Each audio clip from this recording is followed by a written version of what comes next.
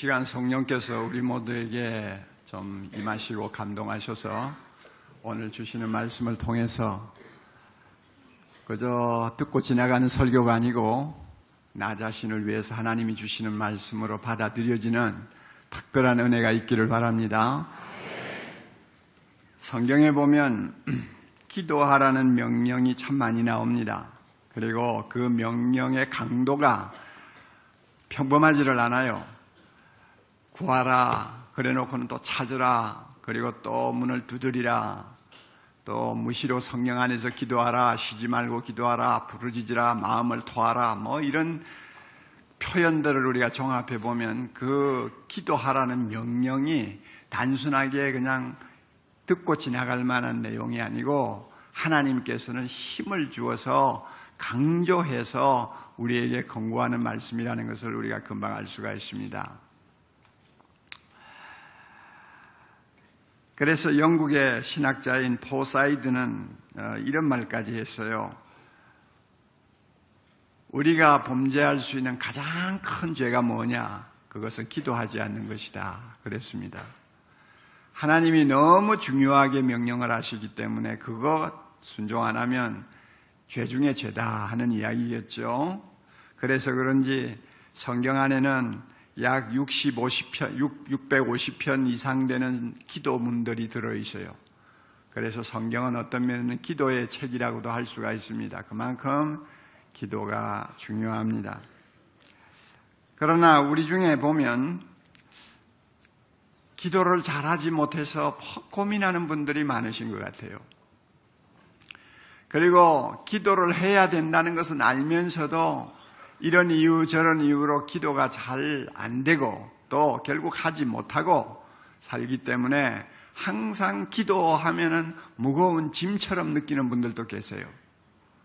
또 어떤 분들은 아예 기도 좀 하려다가 안 되니까 포기해버리고 주일날 교회만 왔다 갔다 함으로 인해서 그 마음에 남이 모르는 죄책감을 안고 있는 사람도 있어요.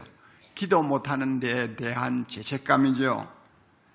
참 이것은 안타까운 사실입니다. 어떻게 보면은 그런 심정도 이해를 할 수가 있어요. 혹자는 말하기를 기도가 뭐냐? 하나님께 가는 가장 쉬운 길이면서 가장 어려운 길이다 그랬어요. 하나님께 가는 가장 쉬운 길이고 가장 어려운 길이다. 무슨 말이 그래? 우리가 그렇게 생각할 수 있겠는데 이 말을 조금 바꾸면은 차라리 이렇게 하는 것이 나아요. 기도가 뭐냐? 가장 쉬운 것 같지만은 가장 어려운 길. 하나님께 가는 가장 쉬운 길 같지만은 사실은 가장 어려운 길이다. 이렇게 이야기하는 편이 더 솔직할 것 같습니다.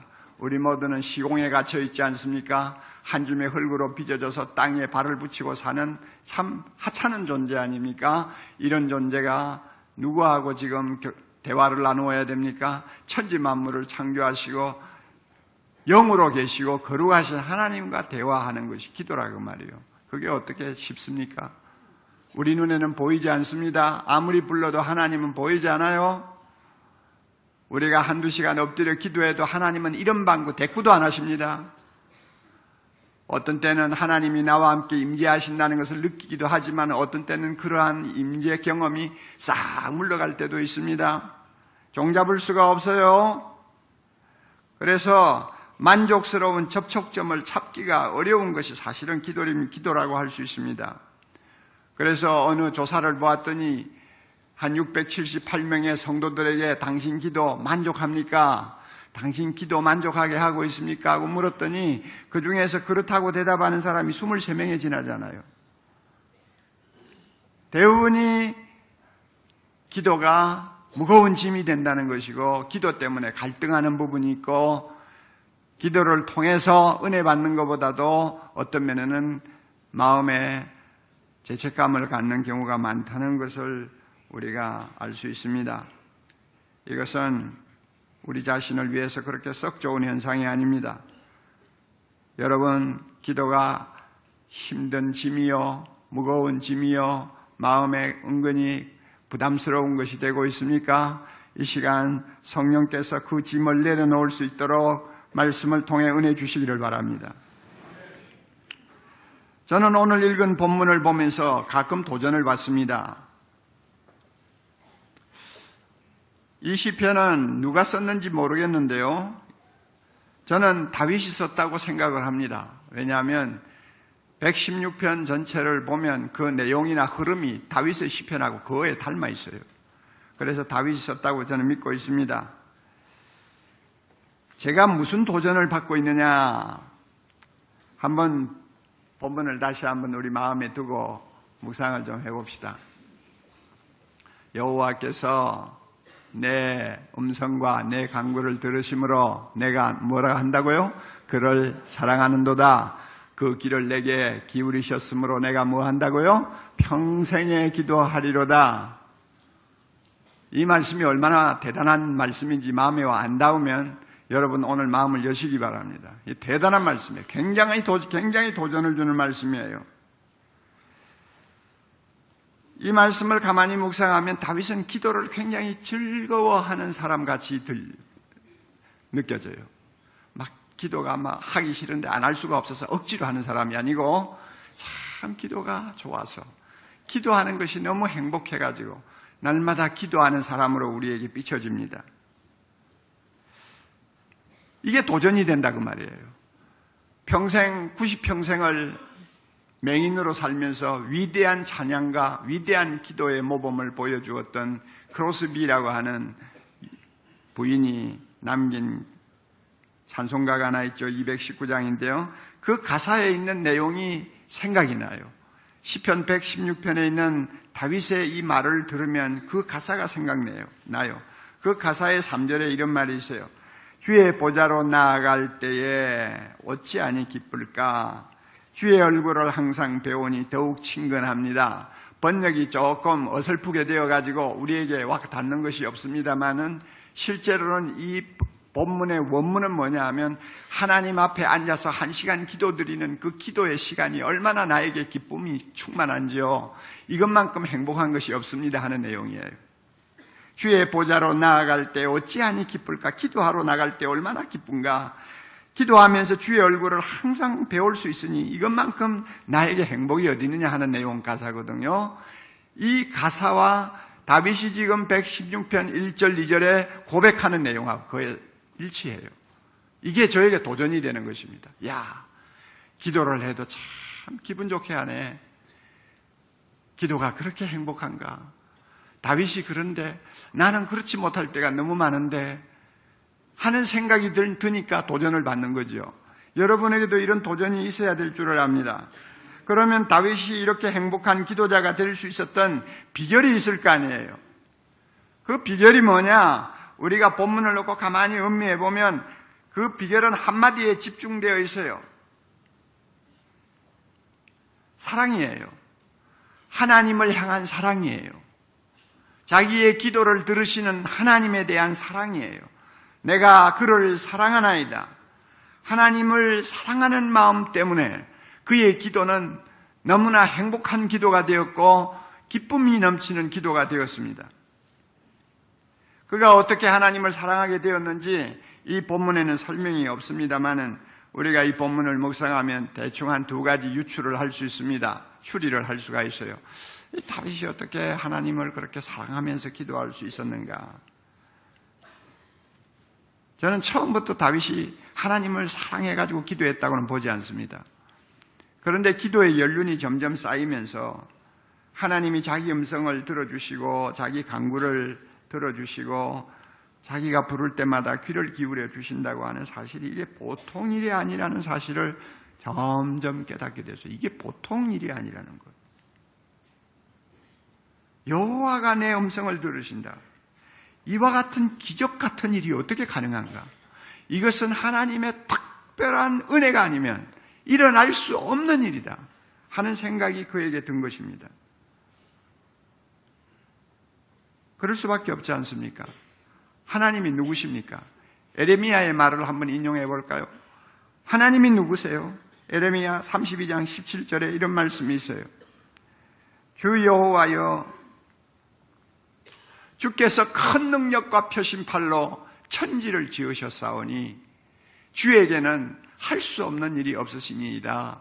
다시 한번 주 여호와여 주께서 큰 능력과 표심팔로 천지를 지으셨사오니 주에게는 할 수 없는 일이 없으시니 저 높이 하늘에 계시는 하나님, 전능하신 하나님, 광대하셔서 전 우주 만물을 창조하신 하나님, 우주선을 타고 지구를 몇 바퀴 돌면서도 와 황홀하다 하고 외치는데 이 큰 우주 만물을 창조하신 하나님, 그 크신 능력으로 그 표심팔로 모든 세상에 있는 존재를 존재하게 하신 하나님이 바로 우리가 말하는 하나님 아닙니까? 그 하나님이 내 기도를 들으신대요. 그러면 나라는 존재는 어떤 존재입니까? 욥기서에서 나오는 내용을 한번 인용해 볼까요? 욥은 이렇게 고백했습니다. 욥기 9장 1절 2절 인생이 어찌 하나님 앞에 의로우랴. 사람이 하나님께 변론하기를 좋아할지라도 뭐예요? 그 다음에 천마디에, 아니요, 천마디에 한마디도 대답하지 못하리라. 하나님이 하시는 말씀, 하나님이 주시는 질문 가운데 1000개 중에 하나도 대답 못할 어리석은 인간, 아무것도 아닌 인간이란 말이에요. 그러니까 창조자 하나님과 흙 속에 사는 인간하고의 격차는 이루 헤아릴 수가 없는 거예요. 그 두 사이의 간격을 메꿀 수가 없어요. 무엇으로 두 사이가 연결이 될 수 있다고 생각할 수 있습니까? 이게 우리가 느끼는 감정이거든요. 이렇게 엄청난 격차를 느끼기 때문에 다윗은 이런 고백을 한 일도 있어요. 시편 144편 3절입니다. 여호와여 사람이 무엇이기에 주께서 그를 알아주시며 인생이 무엇이길래 주께서 그를 생각하시나이까? 자연히 이런 마음이 나오는 거예요. 하나님, 내가 뭔데? 하나님이 나의 기도 들으신다는 말입니까? 하나님, 내가 뭔데 주님께서 귀를 기울이고 내 입에서 나오는 한마디 한마디를 주목하신다는 것입니까? 어떻게 이런 일이 있을 수 있습니까? 다윗의 입에서는 자연히 그런 고백이 나올 수밖에 없었어요. 이런 것을 하나하나 깨달으면서 다윗은 자기 기도를 들어주시는 하나님을 사랑하기 시작했습니다. 보통 일이 아니거든요.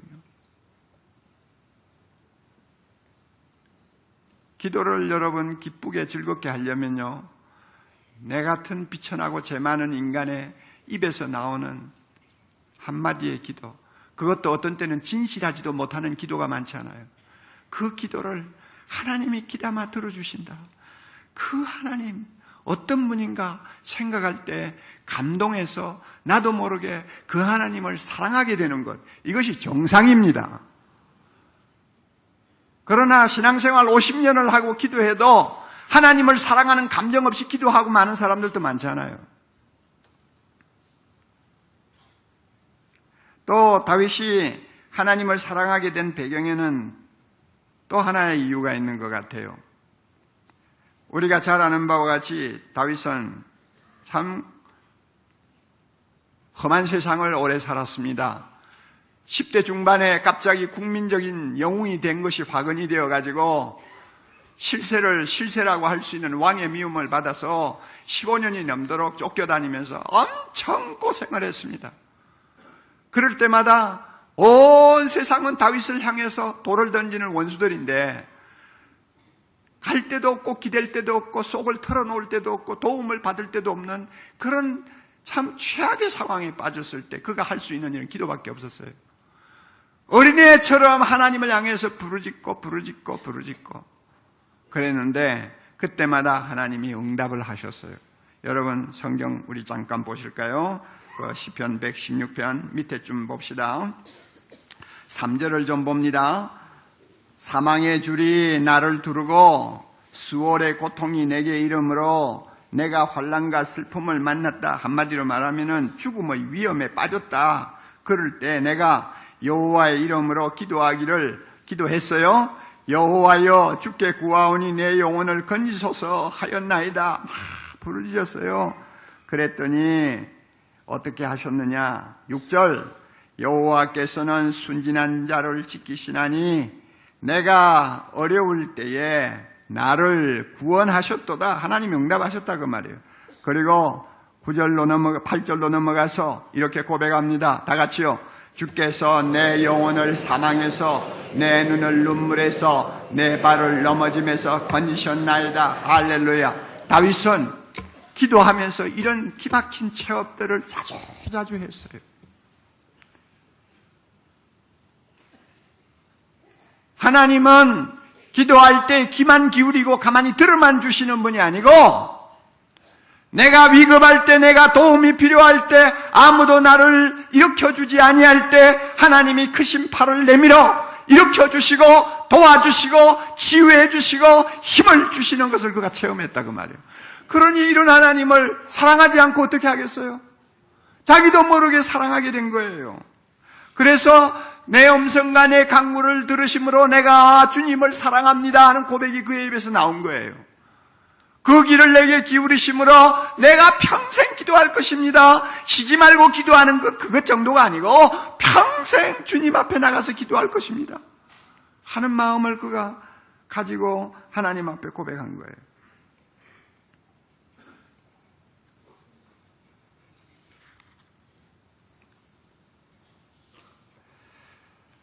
여러분, 다윗하고 우리하고 비교할 때에 누가 더 나은 입장에 있습니까? 대답하세요. 다윗하고 우리하고 비교할 때 누가 더 나은 입장에 있어요? 우리가 훨씬 나은 입장에 있지 않아요. 다윗은요, 일생 동안 하나님을 향해서 아버지라는 말 한마디도 못했어요. 두려우신 하나님으로만 알았지, 거룩하신 하나님으로 그는 항상 그렇게 보았지, 우리처럼 아빠, 아버지, 어림도 없는 소리. 다윗은 평생 그렇게 못했어요. 그러나 우리는 예수님 때문에 하나님의 자녀가 됐잖아요. 하나님의 사랑받는 자녀가 됐잖아요. 그러니 자식에게 귀를 기울이지 아니하는 부모가 있습니까? 요즘 같은 세상에서 자식의 입에서 나오는 말 한마디라도 거저 듣고 지나가는 부모 있습니까? 너무 예민해가지고 탈이지요. 이제는 너무 예민해가지고 문제지요. 그래서 모두 자식의 종이 돼버렸잖아요. 부모는 그런 거예요. 자식의 소리에 귀를 기울여요. 숨소리만 좀 거칠게 나와도 무슨 일이 있나 하고 귀를 기울여 주는 것이 부모 아니에요. 하나님이 우리 아버지 되세요. 우리 아버지시기 때문에 내 입에서 나오는 말, 내 마음에 있는 생각 하나도 놓치지 않고 귀를 기울여 주십니다. 들으십니다. 그리고 나중에는 항상 필요할 때는 응답하십니다. 응답이 없다고요? 그런 소리 하지 마세요. 응답이 지금은 없는 것 같아도 나중에 인생을 살고 지나고 돌아보세요. 지금까지 지내온 건 무슨 은혜라? 하나님의 크신 은혜라. 지금까지 지내온 것 주의 크신 은혜라. 예, 우리가 그렇게 해서 지금까지 살고 있잖아요. 이런 하나님 아버지 우리가 모시고 살고 있어요. 그러니 다윗이 하나님을 사랑했다면 우리는 10배, 20배, 100배로 하나님을 사랑할 수 있는 사람들입니다. 할렐루야. 하나님을 사랑해야 됩니다.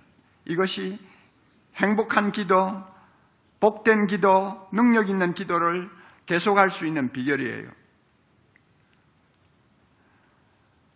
다윗의 고백을 통해서 우리가 배울 수 있는 진리는 한마디로 요약하면 기도가 사랑의 행위라는 것입니다. 기도는 사랑의 행위다.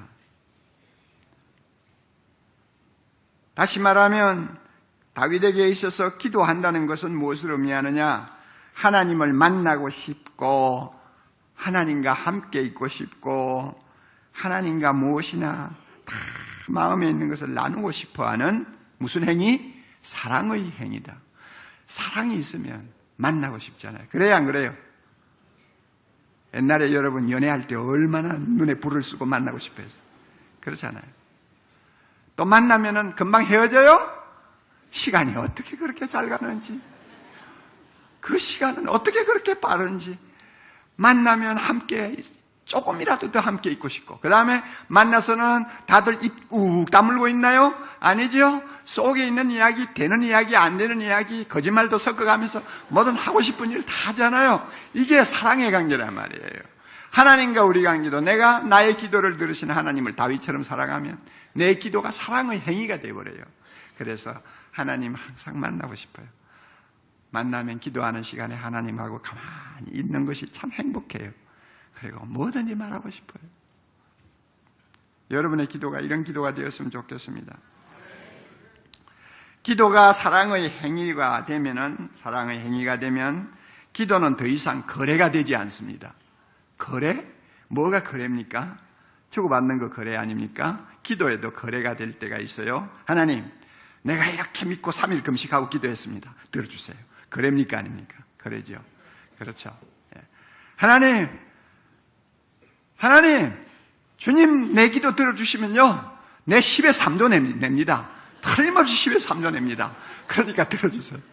한나라는 여자는 그렇게 기도했잖아요. 하나님, 내 자식이 없는데 얼마나 내가 초라한지 모릅니다. 아들 하나만 주세요. 그러면 내가 이 아들을 하나님의 거룩한 제사장으로 바치겠습니다. 선지자로 바치겠습니다. 이게 거래예요. 하나님이 그 기도를 들으셨잖아요. 우리가 험한 세상을 살기 때문에 참 어려운 고비를 만나면 이런 거래와 같은 기도를 할 수가 있습니다. 하나님이 또 이 기도를 좋아하세요. 이 기도를 받으세요. 못할 거 하나도 없어요. 하나님 앞에는 이런 거래하는 기도 얼마든지 가능합니다. 그리고 때를 따라 필요할 때는 믿습니다. 주여 이렇게 하겠습니다 하고 하나님 앞에 기도해야 합니다. 그러나 이런 거래가 기도의 전부라고 생각하면 안 됩니다.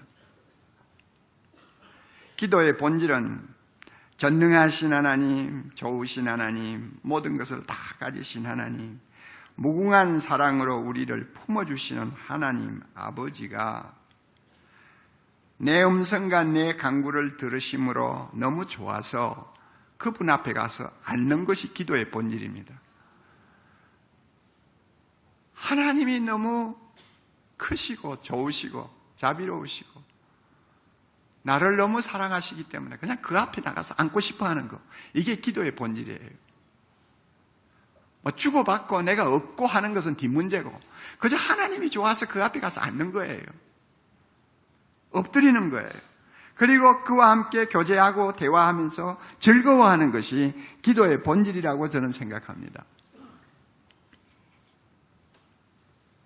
기도가 사랑의 관계에서 나오는 사랑의 행위임을 몸소 보여주신 분이 누굽니까? 예수 그리스도입니다. 세상에 오신 예수님 어떻게 사셨어요? 사복음서를 우리가 잘 보면요, 예수님은 하나님을 아버지 부른 것이 한 170번 나오는데요, 예수님이 오시기 이전에 아무도 하나님을 그런 식으로 부르고 하나님을 찾은 사람이 없어요. 오직 예수님이 처음이에요. 아버지. 그러므로 그에게 있어서 기도라는 것은 무엇이었느냐? 사랑하는 아버지를 찾는 일이었습니다. 무슨 말이라도 다 나눌 수 있는 자상한 아버지에게 나아가서 마음을 털어놓고 그분의 품에 조용히 안겨 있기를 원하는 것이 주님에게는 기도였습니다. 그래서 주님은 하나님과 단둘이 있고 싶어서 조용한 시간을 어떤 때는 구별하시기도 하고, 하나님하고 단둘이 있는 것을 방해받지 않기 위해서 한적한 곳을 찾아가기도 하시고, 그렇게 하면서 하나님하고 만나서 기도하셨어요. 그래서 어떤 분은 예수님을 일컬어서 개인 기도의 개척자다 이런 말도 했어요. 개인 기도, 대부분이 공적 기도가 많지 않습니까? 그런데 개인적으로 하나님과 만나서 기도하는 것을 사실 개척한 분은 예수님이다 하는 말을 하시는 분도 있어요. 또 어떤 사람은 새로운 기도 방식을 탄생시키신 분이다. 아무도 하나님을 아버지 하면서 그렇게 매달리면서 하나님에게 안기는 기도를 해본 일이 없는데 예수님이 그런 스타일의 기도를 개발하셨다 그 말이에요. 그러므로 예수님이야말로 기도가 서로 사랑하는 두 인격 간의 대화라는 것을 몸소 보여주신 분입니다. 사랑하는 성도 여러분, 여러분의 기도는 어떠합니까? 날마다 달라고 하는 때를 쓰는 거래에 지나지 않는 기도로서 날마다 그냥 머물고 있습니까? 아니면 하나님을 사랑해서 그와 마음을 열고 모든 것을 나누는 사랑의 행위로서의 기도를 하고 있습니까? 하나님을 사랑하세요. 사랑하면 행복한 기도자가 됩니다. 할렐루야. 기도를 하면 할수록 하나님을 더 사랑하게 됩니다. 중요한 말입니다. 기도를 하면 할수록 하나님 앞에 가까이 나가면 나갈수록 더 하나님을 사랑하게 됩니다. 아빌라의 테레사라는 사람이 있습니다.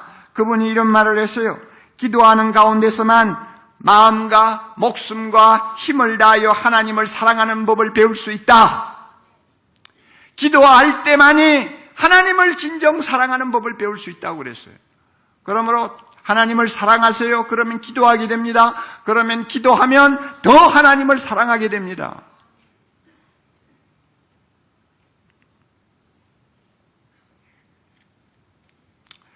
우리가 이처럼 기도를 사랑의 행위로 이해하고 하나님을 사랑하면서 시시때때로 하나님 앞에 나가는 것을 기뻐하면 참 좋은 것 한 가지가 있어요. 뭔지 아세요? 사랑의 행위이기 때문에 좋은 점이 하나 있어요. 무슨 말을 가지고 하나님께 기도할까 하는 그 고민 별로 안 해도 된다고 말이에요. 우리가 격식을 따지면 기도라는 것이 어떤 면에는 내용의 순서가 있어요.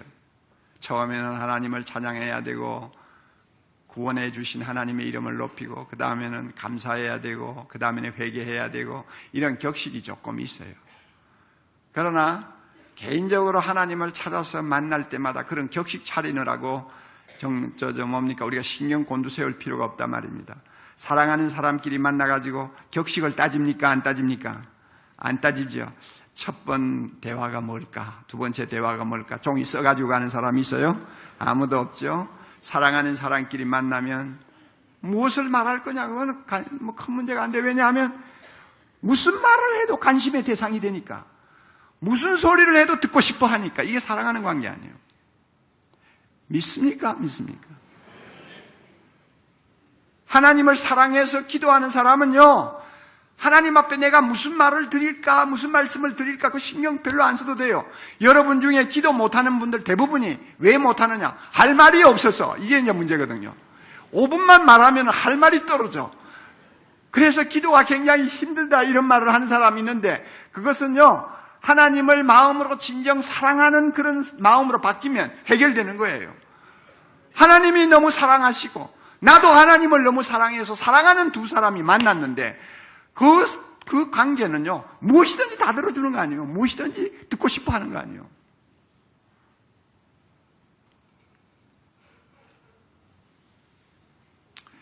마음속에 있는 좋지 못한 감정도 털어놓을 수 있고요. 하나님 앞에요. 내 마음에 있는 막 짜증스러운 이야기도 털어놓을 수 있고요. 어떤 때는 시급한 문제를 가지고 하나님을 달달 볶을 수도 있고요.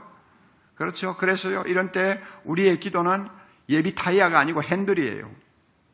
예비 타이어는 어떤 겁니까? 뭐 할 때만 들고 나옵니까? 펑크 날 때만 들고 나오잖아요. 기도가 예비 타이어가 된 사람들 많죠. 불이 나야 기도하는 사람이 있어요. 그렇죠. 타이어가 터져야 기도하는 사람이 있어요. 그런 핸들은 차만 탔다 하면은 한순간도 놓지 않고 손에 쥐고 흔들지 않아요. 돌리지 않아요. 사랑의 기도는 그런 거예요. 하나님 앞에 사랑의 마음을 가지고 나가서 기도하는 사람은 핸들과 같아요. 그저 이리 틀면서도 하나님 앞에 기도하고 저리 틀면서도 하나님 앞에 기도하고 항상 손 안에서 도는 핸들과 같이 내 마음이 하나님을 향해서 열려 있는 거예요. 시편을 보면 아주 흥미로운 사실이 하나 있습니다. 시편은요, 하나님을 사랑한 경건한 자들이 하나님께 아뢰는 온갖 기도들로 가득합니다. 그래서 위대한 종교개혁자 칼빈은 이런 말까지 했어요. 시편을 가리켜서 말하기를 영혼의 구석구석을 모두 꺼내 보여주는 해부도라 그랬습니다. 그냥 아예 배를 가르고 속에 있는 것을 다 드러내서 해부하는 의사처럼 영혼 안에 들어있는 모든 것을 다 끄집어내서 보여주는 해부도와 같다. 칼빈은 그런 말을 했어요.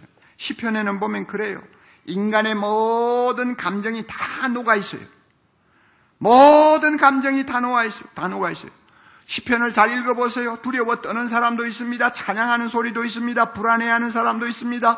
분노해가지고 부들부들 떠는 사람도 있습니다. 사랑하는 사람도 있습니다. 근심에 찔린 사람도 있습니다. 절망에 빠진 사람도 있습니다. 감사함에 춤을 추는 사람도 있습니다. 슬픔에 땅을 치는 사람도 있습니다. 의심하는 사람도 있습니다. 고통하는 사람도 있습니다. 그뿐인가요? 기뻐서 하나님을 영광 돌리는 사람이 있는가 하면 남을 저주하는 사람도 있고 복수하는 사람도 있고 다 있는 거예요. 시편 안에. 이건 뭘 의미하느냐? 사랑하는 마음으로 하나님 앞에 나가면 내놓지 못할 것이 없다 그 말이에요. 그 중에서 우리의 주목을 끄는 것이 있다면 저주하는 기도입니다. 어떻게 하나님 앞에 기도할 때 남을 저주합니까? 있을 수 있어요? 없어요? 그런데 집에 가서 시편 109편을 읽어보세요. 저주하는 시편이 몇 개 있는데 그 중에서 대표적인 것이 109편이에요. 109편을 집에 가서 한번 읽어보세요. 아마 이것도 다윗인 것 같은데요. 너무 사람들이 자기를 괴롭히고 중상모략하고 거짓말하고 다윗은 그 사람을 품어주려고 해도 그 다윗을 받아주지를 않고 죽이려고 노리고 온갖 악한 짓을 다 하니까 다윗도 인간인데 가만히 그거 참다 터지지요. 그래가지고 못 견뎌가지고 하나님 앞에 엎드려서 자기를 괴롭히는 사람들을 저주하기 시작합니다. 뭐라고 저주하는지 아세요? 하나님, 사탄이 그의 오른편에 서게 하소서. 하나님, 그가 기도할 때마다 그 기도가 죄가 되게 하옵소서. 하나님, 그 사람 오래 살지 못하고 요절하게 하옵소서. 저주치고는 기가 막히죠. 하나님, 그 사람의 직분을 빼앗아 타인에게 주소서. 하나님, 그 자식들 다 고아가 되게 하시고 그 아내들은 전부 다 가부가 되게 하소서. 하나님, 그 자녀들이 유리하면서 빌어먹을 때 그 자녀에게 동령을 베푸는 사람이 하나도 없게 하옵소서. 고리대금하는 자가 그가 가진 소유를 다 빼앗아가게 하소서. 하나님, 그것만으로도 속이 안 찹니다. 자손이 아예 끊어지게 하소서. 그것도 안 되겠어요. 조상의 죄값을 전부 다 그 자식들에게 갚으시옵소서. 여러분, 이런 저주가 천하에 어디 있어요? 저는 이런 저주의 기도를 보면서 오랫동안 참 곤혹스러움을 금치 못했어요. 세상에 이런 기도가 어디 있나? 하나님 앞에 나가서 기도하는 기도가 이런 기도가 어디 있나? 하고 생각을 하고 고민을 했는데 얼마 전에 제가 읽는 책을 통해서 큰 깨달음을 얻었어요. 여러분, 우리가 잘 아는 바와 같이 사람은 누구나 마음으로 악마 같은 생각에 빠질 때가 있습니다. 있습니까? 없습니까? 있죠. 저주하고 싶은 마음 생기죠. 복수하고 싶고 심하면 죽이고 싶은 생각이 있어요? 없어요? 옥 목사 마음에도 그런 마음이 생겨요.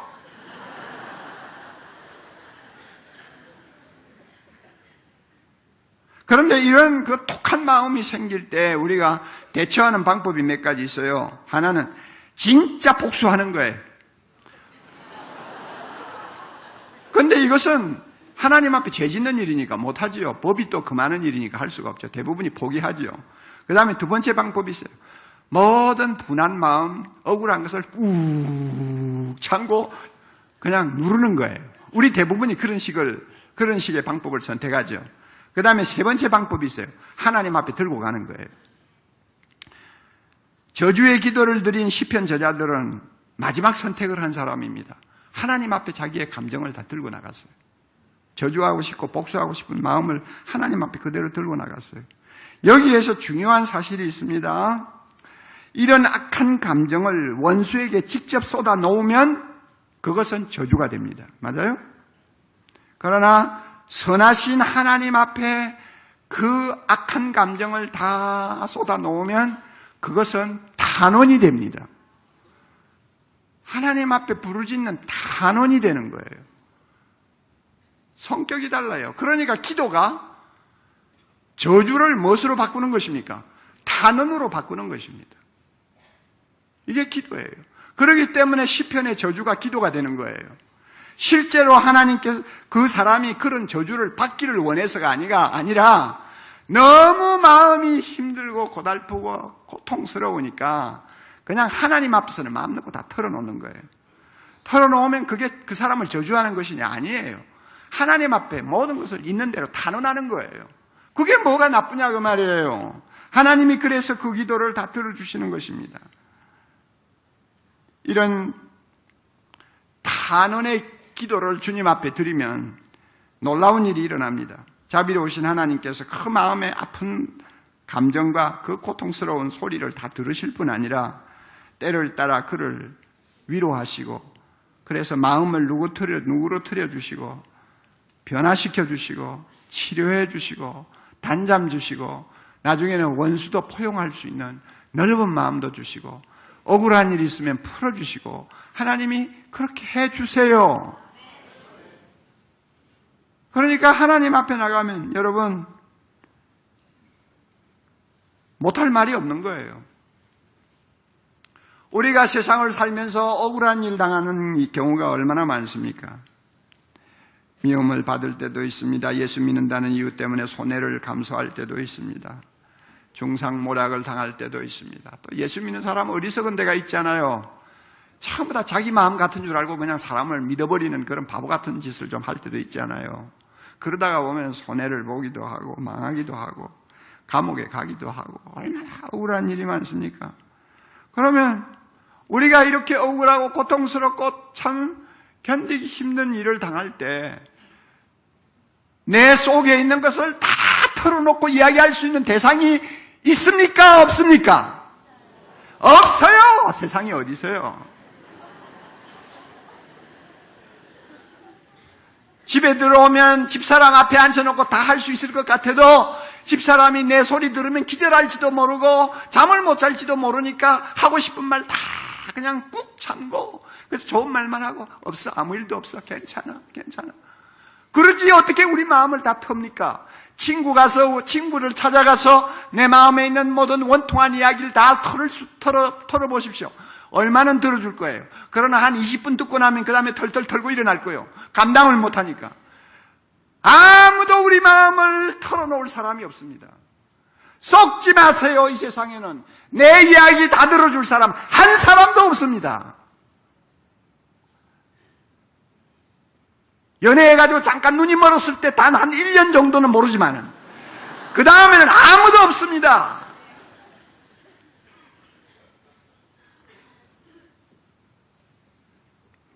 오직 한 분만이 우리의 마음에 있는 좋은 감정도 나쁜 감정도 선한 감정도 독한 감정도 있는 대로 다 털어놓으면 1시간도 좋고 밤새도록도 좋고 이틀도 좋고 금식을 한 달 하면서 주님 앞에 부르짖어도 좋고 실증나지 않는 마음으로 다 들어주시는 분이 한 분 계세요. 누굽니까?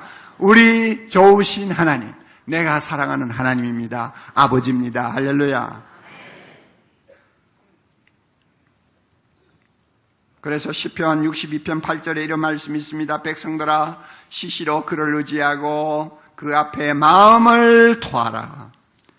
또 누가복음 18장 7절 8절에 또 이런 말씀을 주님이 하셨어요.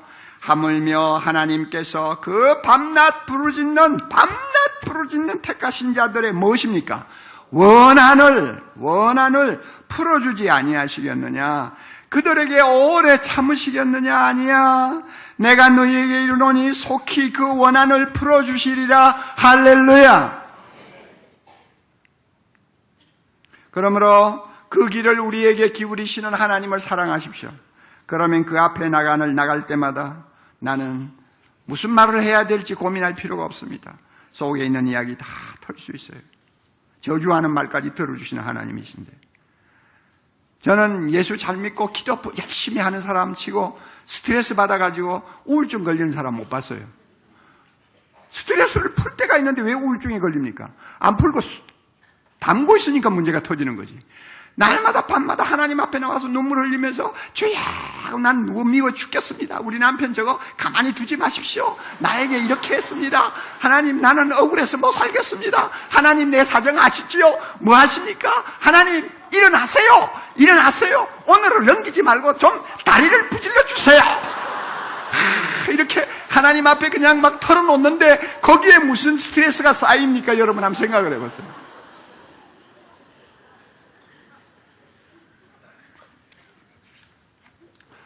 신혼 때부터 사사건건 부딪히면서 주도권 싸움을 하는 젊은 부부가 있었어요.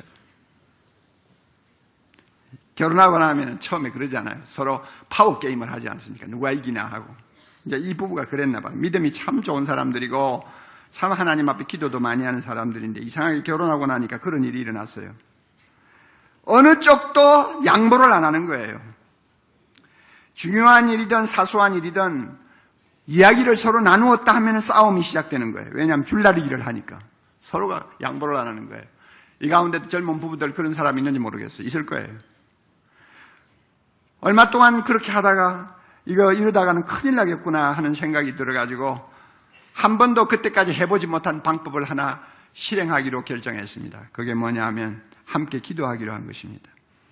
저녁이 되었습니다. 다른 때 같으면 또 무슨 이야기를 가지고 티격태격할 시간인데 둘이서 손을 꼭 잡고 소파에 앉아서 하나님 앞에 기도하기 시작했습니다.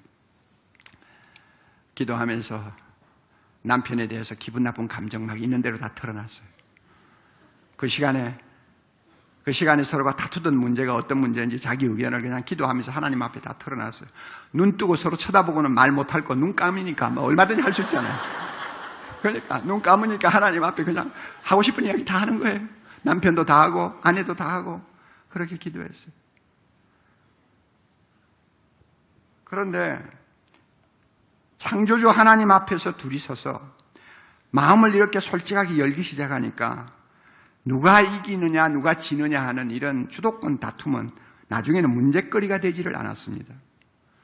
서로 마주보고 으르렁거리는 대신에 주님을 향해서 나란히 서게 되니까 자비로우신 하나님 아버지께서 보이지 않는 손으로 그들을 하나하나 손질하기 시작하셨어요. 매일 저녁마다 기도를 할 때 하나님께서 그들의 감정을 다스려 주셨어요. 인내하는 법도 배우게 하셨어요. 서로 이해하는 법도 배우게 하셨어요. 서로 사랑하는 것이 무엇인가를 하나하나 깨닫게 하셨어요. 그래서 그때 기도하기 시작해가지고 그 기도를 25년이 지난 지금까지도 계속하고 있는 거예요.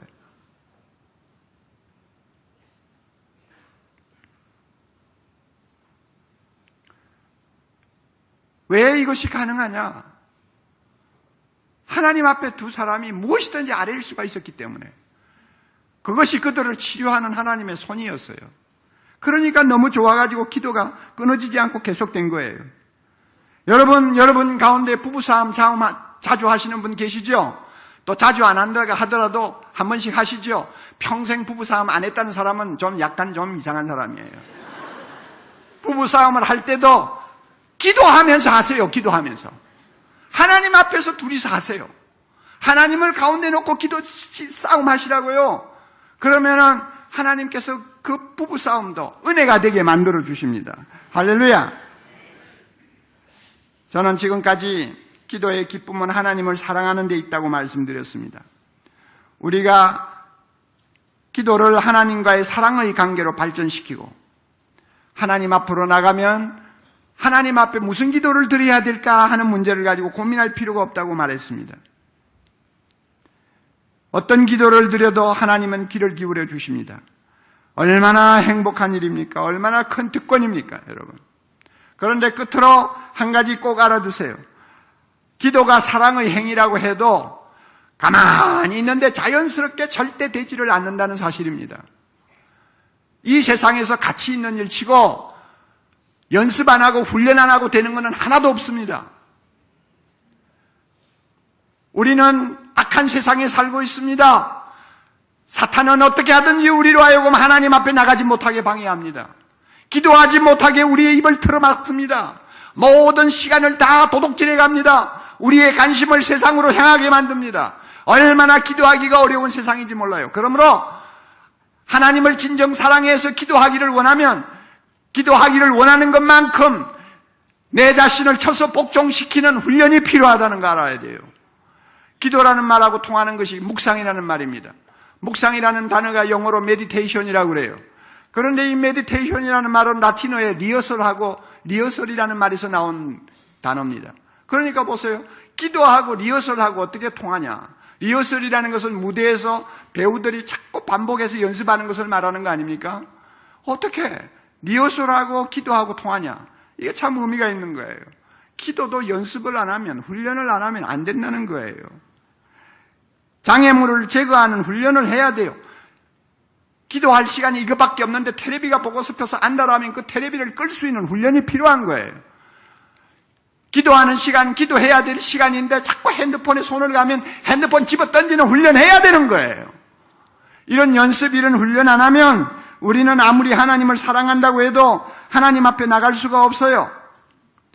인도의 성자 테레사가 한 번은 너무나 자연스럽게 행복하게 기도하는 모습을 하고 있으니까 옆에 사람이 물었어요. 어떻게 그렇게 행복하게 기도하느냐고, 비결을 가르쳐달라고. 그랬더니 그가 이런 대답을 했습니다. 기도하는 비결요, 기도하면 됩니다. 더 잘 기도하고 싶다고요? 더 잘 기도하고 싶으면 기도를 더 많이 하세요. 이게 진리입니다. 연습해야 돼요. 훈련해야 돼요. 오늘 우리 모두 신앙생활하면서 기도 때문에 행복한 아름다운 삶을 사는 여러분들 되시기를 바랍니다. 하나님을 사랑하기 때문에 하나님 앞에 매일 나가면 우리는 하나님과 정말 행복한 대화를 나눌 수 있는 하나님의 자녀가 됩니다. 그리고 우리가 기도를 하나님을 사랑하면서 열심히 하면 우리는 하나님과 기쁜 산책을 날마다 할 수 있는 복을 누릴 수가 있습니다. 우리 본문 마지막으로 한번 외워봅니다. 여호와께서 내 음성과 내 간구를 들으심으로 내가 그를 사랑하나이다. 그 길을 내게 기울이셨으므로 내가 평생에 기도하리로다. 할렐루야. 기도하겠습니다. 아버지 하나님, 다윗의 감격적인 고백을 오늘 우리가 마음에 담고 성령의 인도함을 따라 묵상할 수 있도록 축복해 주신 것 감사합니다. 우리 사랑의 교회 모든 성도들, 또 이 설교를 듣는 모든 주의 자녀들 다 이 험한 세상에서 날마다 사랑하는 하나님 아버지 앞에 나아가서 기도하는 자가 되어서 행복한 신앙생활하게 하옵소서. 이 세상을 이길 수 있게 하옵소서. 마음에 있는 모든 소원을 주 앞에서 응답받게 하옵소서. 아무리 어려운 일이 있어도 승리하는 자들이 되게 하옵소서. 날마다 그 심령이 은혜의 샘이 솟는 풍성한 삶을 살 수 있게 해 주옵소서. 여호와여 우리를 만나 주시옵소서. 여호와여 우리에게 응답하시옵소서. 여호와여 그 길을 기울이사 우리가 쉬지 않고 기도하는 사람 되게 해 주시옵소서. 예수님 이름으로 기도하옵나이다. 아멘.